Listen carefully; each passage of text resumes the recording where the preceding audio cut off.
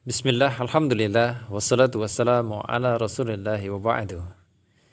Ada beberapa sebab kenakalan pada anak. Berikut ini di antaranya. Yang pertama, kurangnya teladan yang baik dari orang tua. Ingatlah, solehnya orang tua akan berdampak pada solehnya anak. Sa'id bin al-Musayyib pernah berkata pada anaknya, La azidanna fi salati min ajlika. Wahai anakku, sungguh aku terus menambah salatku ini karenamu. Maksudnya agar kamu menjadi soleh. Maka perbaiki kesolehan orang tuanya juga. Yang kedua, lingkungan dan teman atau pergaulan yang buruk. Semakin baik lingkungan sekitar anak, pasti akan mendukungnya pula dalam kebaikan. Coba bayangkan jika anak berada di lingkungan para pemabuk, pecandu narkoba, penggila games, apa yang terjadi pada anak kita?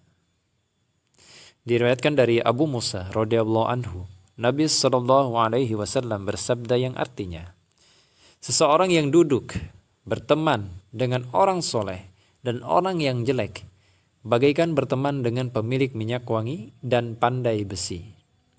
Pemilik minyak wangi tidak akan merugikanmu. Engkau bisa membeli minyak wangi darinya, atau minimal engkau mendapat baunya atau wanginya. Adapun berteman dengan pandai besi, jika engkau tidak mendapati badan atau pakaianmu hangus terbakar, minimal engkau mendapat baunya yang tidak enak. Maksudnya, engkau pun akan mendapat keburukan daripadanya. Dari Abu Hurairah radhiyallahu anhu, Rasulullah sallallahu alaihi wasallam bersabda, "Al-mar'u ala dini khalilihi falyanzur ahadukum may yukhalilu." Seseorang akan mencocoki kebiasaan teman karibnya. Oleh karenanya, perhatikanlah siapa yang akan menjadi teman karib kalian. Malik bin Dinar pernah mengingatkan, Kullu jalisin la tastafidu minhu khairan fajtanibuh. Setiap pertemanan yang tidak mendatangkan kebaikan apa-apa bagimu, maka jauhilah. Maka jauhkan atau hindarkan anak-anak kita dari teman dan lingkungan yang buruk. Ketiga, perlakuan yang buruk dari orang tua. Bisa jadi sebab anak nakal adalah karena didikan kasar dari orang tua. Dididik dengan pukulan, dididik dengan perkataan yang pedas, dan kadang menghina anak itu sendiri sehingga akhirnya timbul perangai dan akhlak yang jelek pada anak. Allah telah memerintahkan kita, wa qulu lin-nasi husna.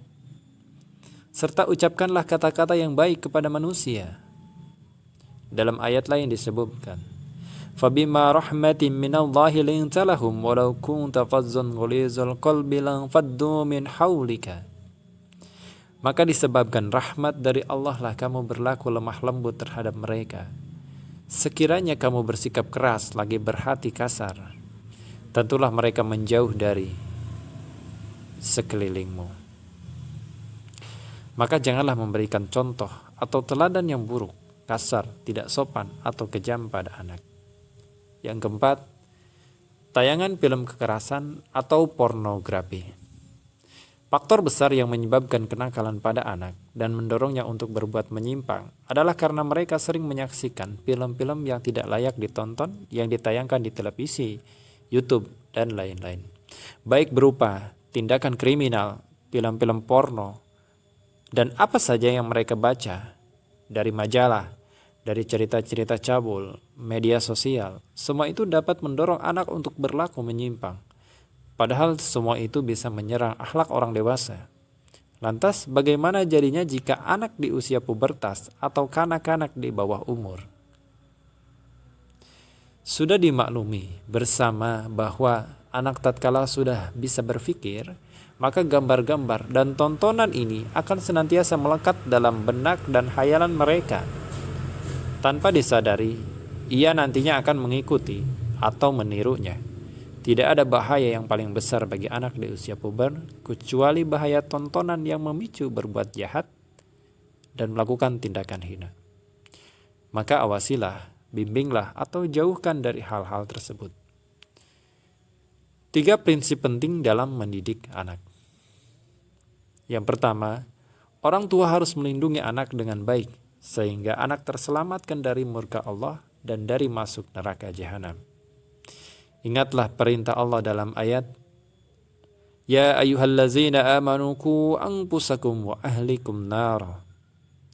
Hai orang-orang yang beriman, peliharalah atau jagalah dirimu dan keluargamu dari api neraka.